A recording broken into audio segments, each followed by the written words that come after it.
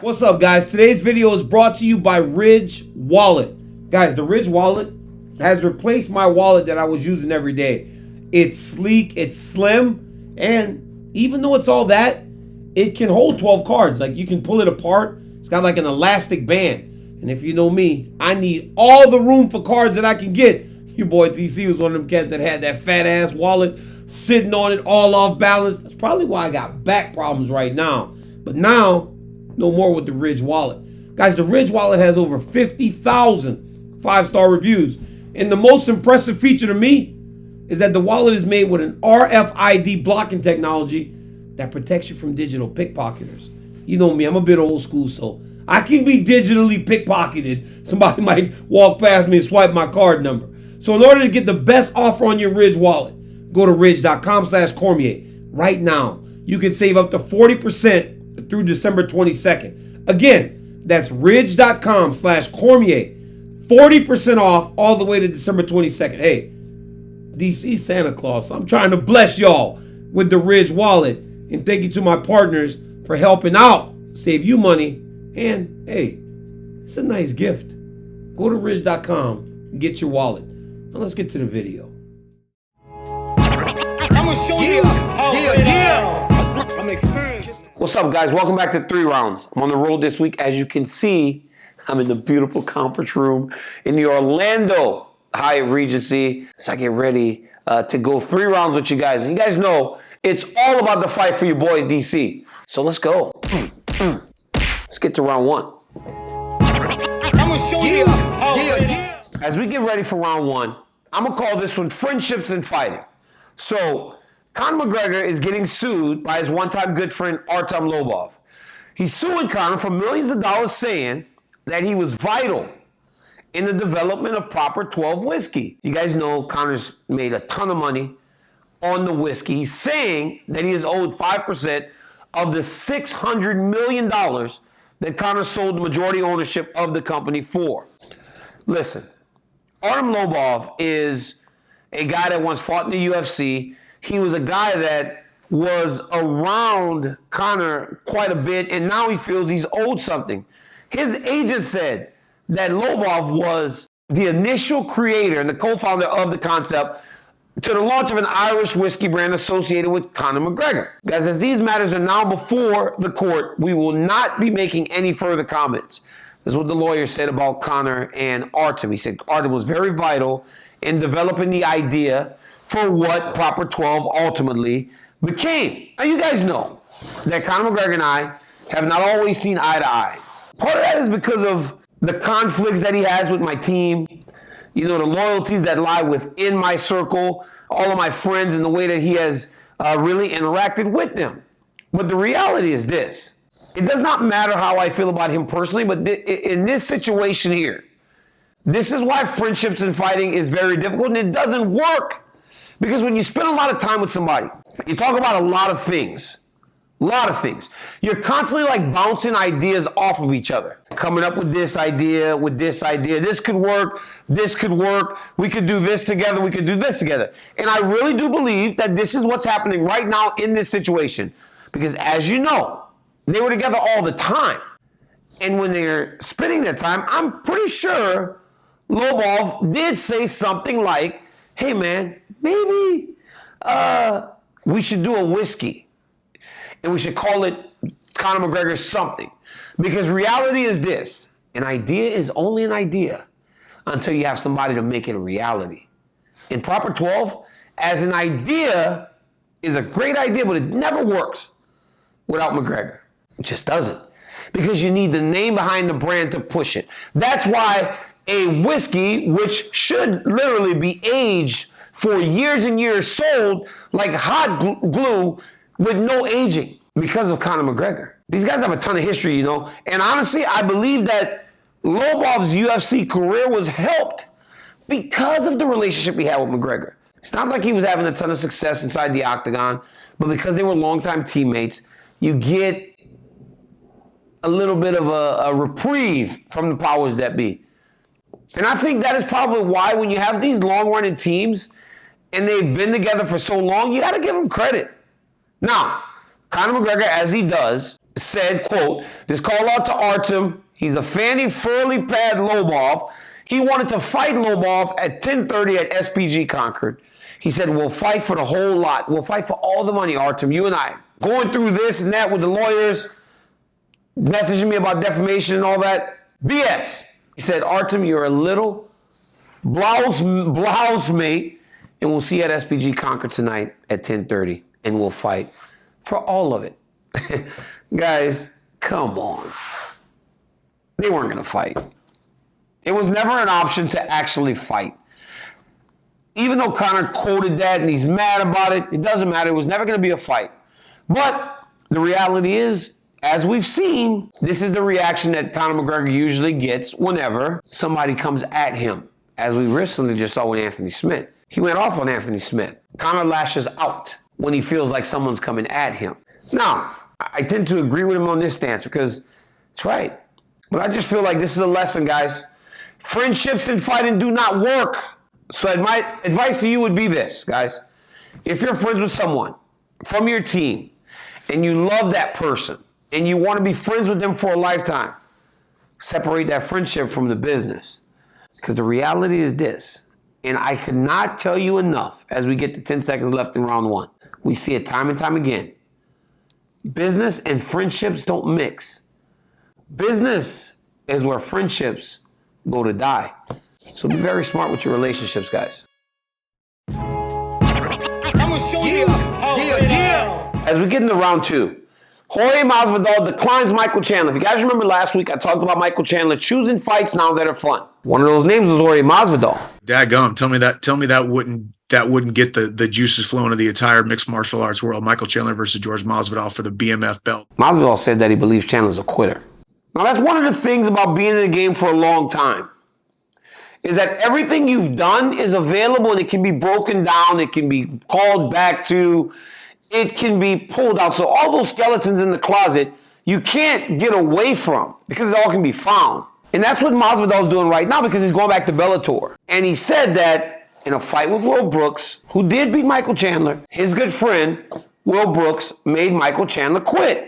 So BMF my ass. Like that's the first rule of being a BMF in anything. Like you can't be a quitter. Last week I talked about how I thought the focus from Chandler was shifting a bit. But Masvidal doesn't seem to be thinking in the same way. Even though I believe there's more value in this fight for Masvidal than he even believes. He seems to still want to be champion. And I think that the first step in trying to be a champion is exactly what he's doing. Trying to get on the same card as Kamaru Usman and Leon Edwards. Because as we saw before, that's how he got his first championship fight. You guys know that it's been pretty tough sledding for Jorge Masvidal. The dude's been losing to fighters over and over, but he's fighting the best in the world. He's not fighting scrubs. Michael Chandler, back in the day, may have chosen to live to fight another day. That's what I want to call it in the Will Brooks fight. And I truly believe that that's why he's still so viable today. And not only is he viable, he's one of the most exciting fighters in the world. Because in that fight with Will Brooks, he goes, you know what? Tonight's not my night. I choose to fight another day. What's wrong with that? But to fight for the BMF title, what sense does that make? The BMF title was a one-time thing, guys. One time. I don't know if it'll ever be done again. I don't know if there's ever going to be a belt created for one fight. But I do believe that these guys are smart. Because that's the one thing that Masvidal has that he values like that to them. So they challenge him for that belt, hoping that he pays attention to it, trying to get him to bite. Trying to get him to bite, respond. And he does. And by responding, I think he needs to recognize that there's more value in the Chandler fight than he believes. Because it might just get him closer to what he wants. And that's another shot at the welterweight championship. But the first thing you got to do is find a way to get on that card. And if no one else is available, that guy in Tennessee would step up right away. He'd be ready to scrap with you. The dude's a dog, he's nasty, and he might not win all the time.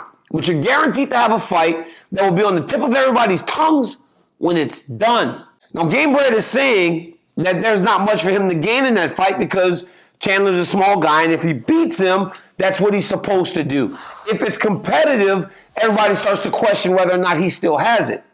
But there's more to that than this. I can't say confidently that Chandler's the biggest star than Masvidal right now, but I do and will say that Chandler has been more present recently and he's on people's mind more than Masvidal right now because of the things that he's done in the short time that he's been here. Even Gamebred. Gamebred can't argue that Chandler's impact earlier is bigger than his impact made immediately in the UFC. And because of that, I think there's value in this.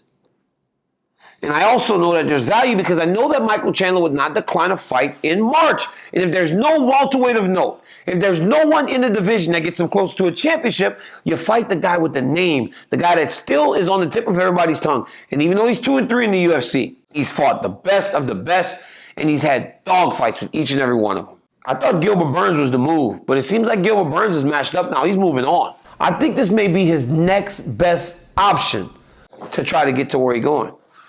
So, Gamebred, I know you said that it ain't going to be much of a scrap. I think you might want to take a look at it because Chandler will be down, and I know it's going to be fun.